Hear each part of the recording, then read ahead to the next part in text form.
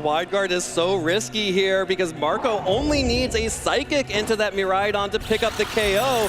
But there it is, Wide Guard. Federico thinks that Marco will be going for the Astral Barrage here, and he gets it right again.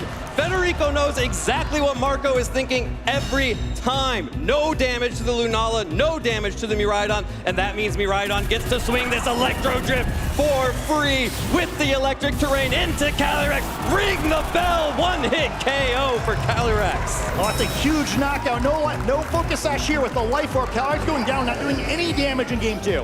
That Body Press, though, will trade right back, so Miraidon gets the Calyrex off the field, and you know what, Miraidon, you did your duty. You can rest proud here. And now we see the Ursaluna in the back. There is the option for the Trick Room mode. Oh, it's going to come out right now. Very interesting situation here where, again, this is a format about sacrificing the right thing at the right time. Calyrex, such a powerful Pokemon. You hate to see it go down early, but you have Trick Room were to go up, it's not very effective, right? It's just kind of going to be there to be a sacrifice. So, hey, maybe this doesn't look as bad as it looks. It's the Incineroar coming on the outside of the field. So both trainers feel like, hey, Incineroar is pretty good. Maybe I should use that one. Great Pokemon to catch this Ursaluna as well. Gets that Intimidate down onto that Pokemon, which just isn't going to be able to do enough damage until the Flame Orb activates. Yeah, Incineroar's got a lot to do on this turn as well. I could try to go for a Fake Out on the Ursaluna, but as we're seeing here, it has the option of Terastallizing to dodge that Fake Out. And part of the reason Rillaboom probably didn't come out there is to avoid activating in grassy terrain. That Shadow Shield's still not available for Lunala, so if Incineroar is able to get a hold of it, it could do a ton of damage.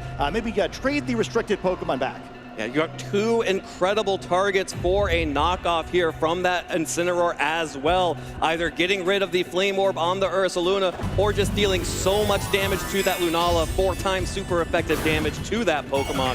The Zamazenta will be the first Pokemon to Terastallize here. It is going to be pure water typing, removing that weakness to the ground type attacks from the Ursaluna. Maybe a little bit of a hint about Marco's targeting there if he's not that worried about that. Yeah, this is a super high value Terastallizing potentially for this Ursaluna as well. It does have to be careful for the dark type attack from Incineroar, but on the flip side now, immune to a Body Press and immune to a Fake Out. Immune to Body Press, immune to Fake Out, now weak to knockoff. Here's the Heavy Slam from Zamazenta into Lunala, going to break a little bit of the damage in the knockoff. It's enough! The Heavy Slam plus the knockoff, a critical hit, knocks out the Lunala, and Marco is right back in this. This Ursaluna, though, still has something to say. It's gonna fire off a headlong rush into the Incineroar, and it hangs on.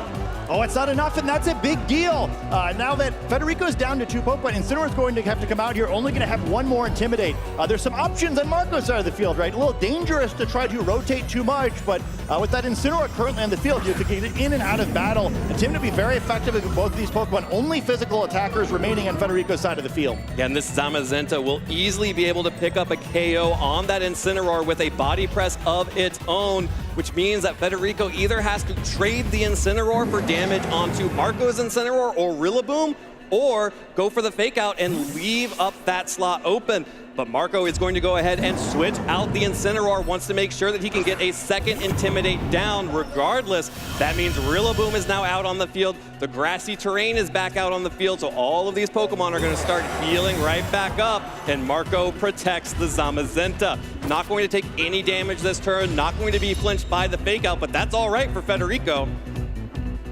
All he wants is a big damage, but the Facade also targeting into the Zamazenta, so Rillaboom gets in for free, and that means Marco is in such a good position here to cycle these Intimidates. Yeah, devastating position. A lot of great options for Marco's side of the field. You also can kind of just trade attacks here if you want to. Incineroar now just being pinned by the Body Press, a Wood Hammer potentially going to the other slot. Federico realized, like, hey, there is no way I'm winning this one, and we're going to see a Game 3 in the Masters Finals. Game 3 for our Masters Division Finals in North America.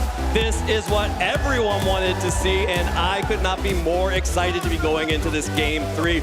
Marco playing so well there, got the critical hit, which was very important on that turn.